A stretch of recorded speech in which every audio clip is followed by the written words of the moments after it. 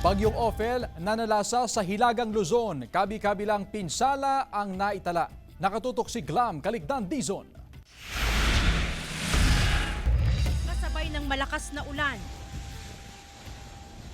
Nakabibinging hangin ang humahampas sa iba't ibang bahagi ng Cagayan.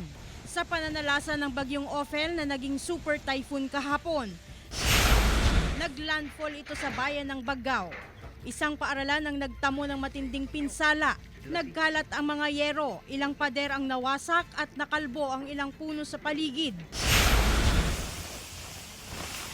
Sa bayan ng Gonzaga, natanggal ang bahagi ng isang puno ng tangayin ng malakas na hangin. Bumaha naman sa Barangay Flourishing dahil sa pag-apaw ng Estaca Dam. Malakas ang agos ng ilog na sakop ng Amulong. Pati ang hampas ng alon sa Fuga Island sa bayan ng Apari. Bukod sa Cagayan Valley, ramdam din ang bagyo sa Ilocos Region. Napinsala na ang mga pananim kaya't problemado ang mga magsasaka. Glam Caligdan Dizon, 1 North Central Luzon.